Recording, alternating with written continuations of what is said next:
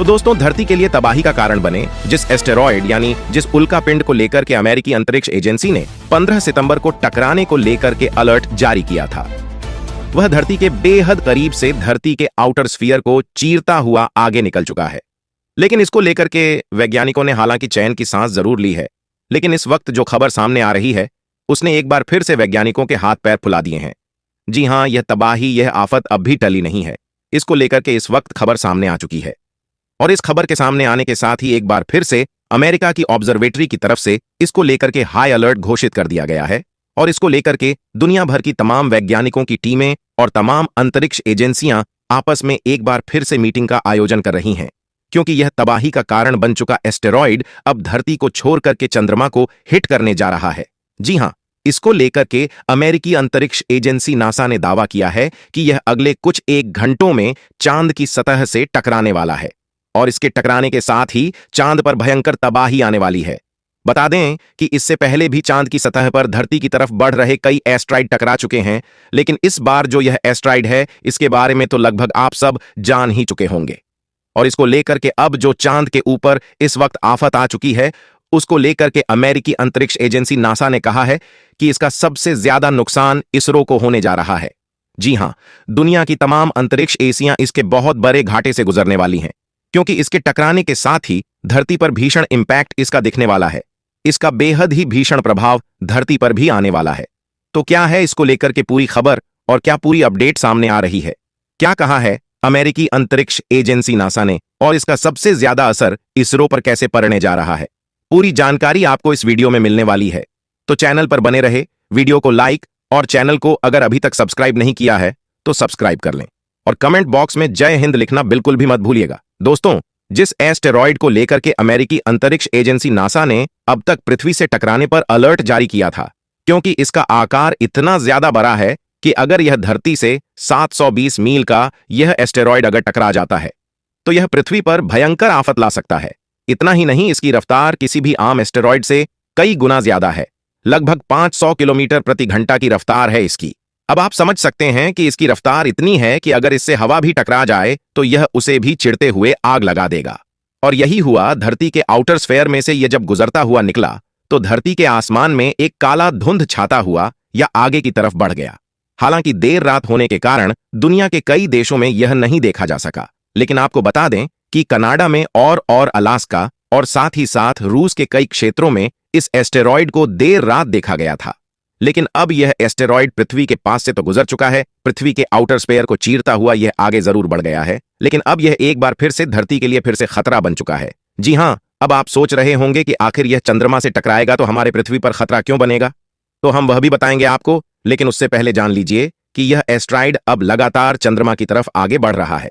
चंद्रमा के कोर की तरफ बढ़ने के कारण और चंद्रमा पर कोई वायुमंडल भी मौजूद नहीं है और इसी वजह से चंद्रमा के आउटर स्फीयर में घुसने के बाद भी इसमें कोई आग भी नहीं लगने वाली है, यानी कि यह बर्निंग प्रोसीजर भी नहीं शुरू करेगा। ऐसी स्थिति में यह हूबहू जितने आकार में इस वक्त है वह पूरे आकार के साथ चंद्रमा की सतह से टकराने वाला है। बता दें कि चंद्रमा पृथ्वी के चारों ओर इर्द गिर्द चक्कर लगाता है और चंद्रमा पृथ्वी के इर्द गिर्द चक्कर लगाने के साथ ही एक अपनी स्थिति मेंटेन करता है पृथ्वी के साथ। लेकिन यह एस्टेरॉयड अब पृथ्वी के बेहद करीब से होकर के गुजरने के साथ ही अब उस चंद्रमा की तरफ बढ़ रहा है जो कि पृथ्वी के चारों तरफ चक्कर लगा रहा है और इसकी वजह से यह पृथ्वी को छोड़ करके अब चंद्रमा से हिट करने जा रहा है और इसकी हिट करने के साथ ही चंद्रमा पर भीषण तबाही मच सकती है। वजह यह है कि ऐसे पहले भी चंद्रमा पर कई एस्टेरॉयड टकरा चुके हैं और कई एस्टेरॉयड के टकराने की वजह से चंद्रमा पर भीषण क्रेटर बने हुए हैं और इतने बड़े बड़े गड्ढे हैं जो कि अभी भी देखे जा सकते हैं और इस वजह से अब इसको लेकर के नासा ने अलर्ट जारी किया है। नासा ने कहा है कि अब तक जो एस्ट्राइड चंद्रमा से टकराए हैं उनके आकार इतने बड़े नहीं रहे हैं। यह आकार में पहली बार इतना है जिसकी वजह से भीषण तबाही चंद्रमा पर मच सकती है। इतना ही नहीं, चंद्रमा के एक बड़े हिस्से में दरार भी आ सकती है और अगर ऐसा होता है तो चंद्रमा में भयंकर भूकंपीय गतिविधियों के साथ ही बहुत तेज विस्फोट होगा और इस विस्फोट की वजह से चंद्रमा की सतह की धूल का गुब्बार उठेगा जो धरती और सूरज के बीच आ जाएगा और इसकी वजह से धरती का एक बहुत अहम हिस्सा पूरी तरह से धूल से ढक सकता है। यानी कि जो धरती अपनी अक्ष पर स्पिन करती है उसके आउटर स्फीयर में यह धूल प्रवेश कर जाएगी, जिसकी वजह से धरती का एक बहुत अहम हिस्सा पूरी तरह से धुएं के गुबार से ढक जाएगा और धुएं के गुबार से ढक जाने की वजह से इसका इम्पैक्ट वैसे ही पड़ेगा जैसे कि धरती के एस्टेरॉयड से टकराने से होता है। और यही वजह है कि सूरज की रोशनी नहीं पहुंच पाएगी, जिससे वनस्पतियां और जीव जंतु सब तबाह होना शुरू हो जाएंगे। यह वजह वैज्ञानिकों ने बताई है। वैज्ञानिकों का मानना है कि यह चंद्रमा से अब महज कुछ 1 किलोमीटर की दूरी पर ही बचा हुआ है और इसके साथ ही अगर यह टकराता है तो भीषण तबाही का कारण चंद्रमा पर बनने जा रहा है। इतना ही नहीं, अब वैज्ञानिकों ने इसको लेकर के अब अपना त्रिनेत्र चालू कर दिया है। अमेरिकी अंतरिक्ष एजेंसी नासा का कहना है कि उनकी ऑब्जर्वेटरी, जो कि near earth objection observation program है, उसकी तरफ से अब इसे डिटेक्ट नहीं किया जा सकता है और इसकी वजह से अमेरिका अपने इस पर त्रिनेत्र को लगाने जा रहा है। अमेरिका का बेहद एडवांस सिस्टम है त्रिनेत्र, जिसकी मदद से किसी भी सैटेलाइट पर नजर बनाई जा सकती है। हालांकि ऐसा नहीं है कि इसे चंद्रमा पर टकराने से रोका नहीं जा सकता है। अमेरिकी अंतरिक्ष एजेंसी नासा ने अब यह दावा किया है कि वो इसे चंद्रमा पर टकराने से रोक सकते हैं और इसके 3 अलग अलग तरीके भी बता दिए हैं।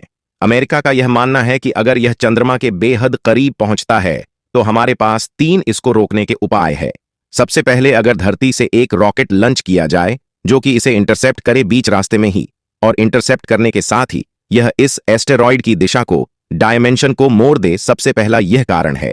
वही दूसरा है कि एक हाई एल्टीट्यूड की बीम को जनरेट किया जाए, जैसे कि लेजर बीम को, जिसकी वजह से इसकी डायरेक्शन को चेंज किया सके और इसके कुछ टुकड़े किए जा सके, जिसकी वजह से टुकड़े होने के साथ ही यह अपनी डायरेक्शन में अलग अलग इर्द गिर्द घूम जाएगा।